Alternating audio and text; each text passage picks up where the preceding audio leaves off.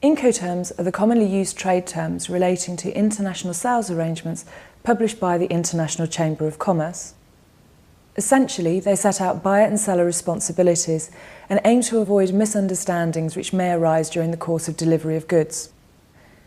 If your company trades on an international basis or either ships or receives shipments of goods from an overseas market, then you should be aware of these terms and their application. The main aim of Incoterms is to avoid any misunderstandings which may arise between different trading practices in different countries. For example, DDP, delivered duty paid, may mean an entirely different thing to a US company than it does for a UK company. However, it is important to ensure that the Incoterms are effectively incorporated, and this will be discussed later. It should be noted that certain countries stipulate which specific Incoterms must be used. Other countries specify which Incoterms are preferred. In order to consider how this affects you, you must look to the country of the buyer. The basic aim of Incoterms is to govern the delivery of goods between parties engaging in international trade. Each Incoterm will clarify how the functions, risks and costs are to be split between the parties. Incoterms 2010 came into force on the 1st of January 2011.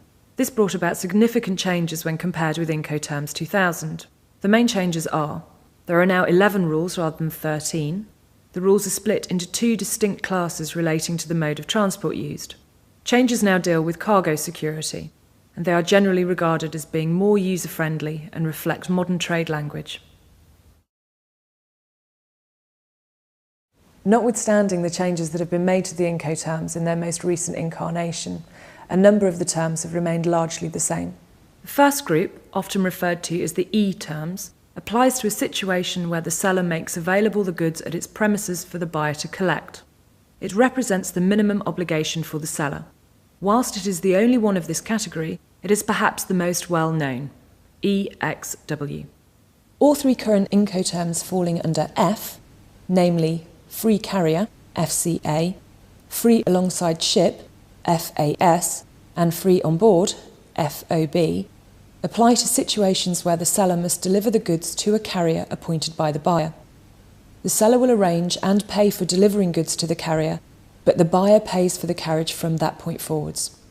The FCA Incoterm can be used within any mode of transport, whilst FAS and FOB are used only for the sea or inland waterway transporting.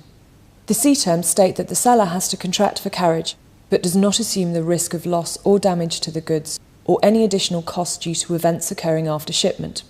Of the four Incoterms falling under this category, cost and freight, CFR, and cost insurance and freight, CIF, can only be used for goods shipped by sea or inland waterways, whereas carriage paid to, CPT, and carriage and insurance paid to, CIP, can be used for any form of transport. The main change brought about by Incoterms 2010 relates to the new rules for delivery. DAT, delivered at terminal, and DAP, delivered at place, are the new rules which replace DAF, DES, DEQ, and DDU. DDP, delivered duty paid, is the only Incoterm which remains unchanged since the new publication. The following rules of delivery apply regardless of the mode of transport used. DAT. Delivery takes place when the seller puts the goods at the disposal of the buyer at a named terminal. The seller bears all risk involved in bringing goods to and unloading them at the terminal, including clearing goods for export. DAP. Delivered at place means that delivery takes place when the goods are placed at the disposal of the buyer at a named place ready for unloading. That is, the buyer has to unload.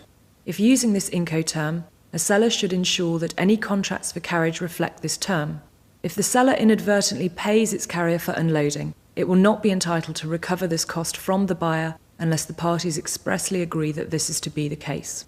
Where under Incoterms 2000, DAF, DES or DDU were used, DAP should now be used.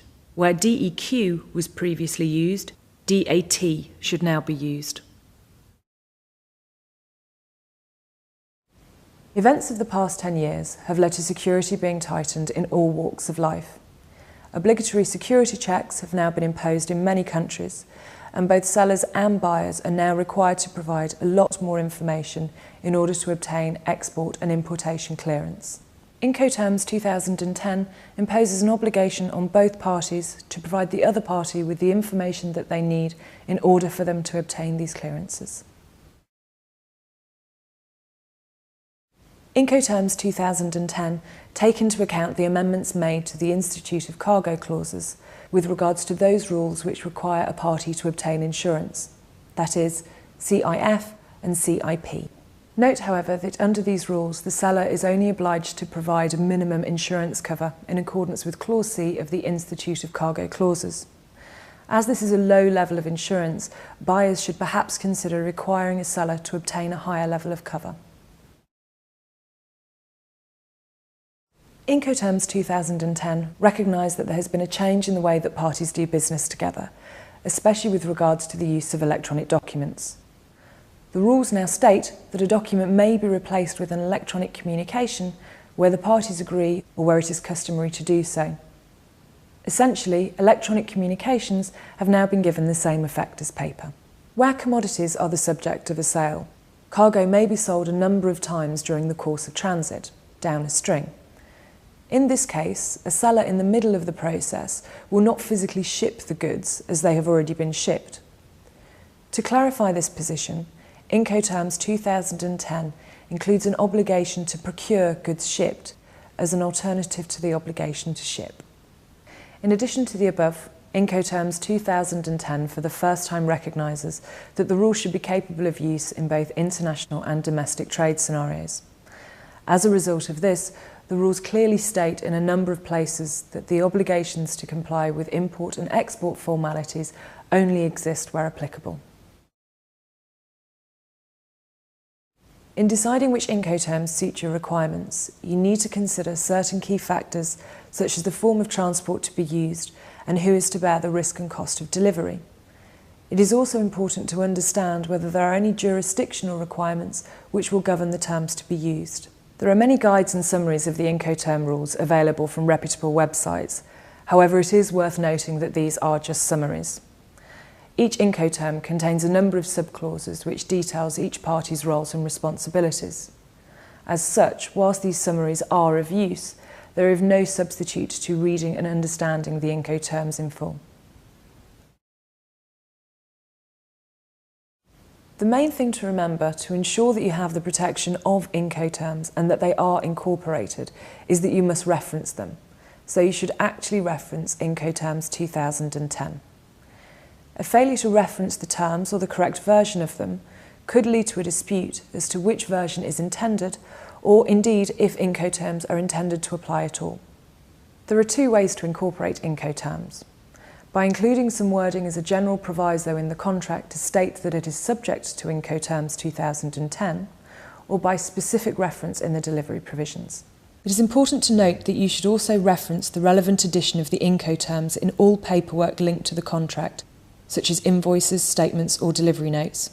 Other important points to note when incorporating the Incoterms into a contract are that you should always reference the delivery location. For example, if you are in a situation where it is delivery duty paid, so one where the seller does everything, and you are delivering to a warehouse in Germany, you would reference in the contract to DDP, Delivered Duty Paid, Frankfurt Schmidt GmbH Warehouse 4, Incoterms 2010. In another example, if you are free carrying to Kuala Lumpur, you would reference FCA, Free Carrier, Kuala Lumpur, Incoterms 2010. A final point is to ensure that any contract always states which country's legal system will be used in the case of a dispute. The Incoterms will then provide the legal backbone to settling such a dispute.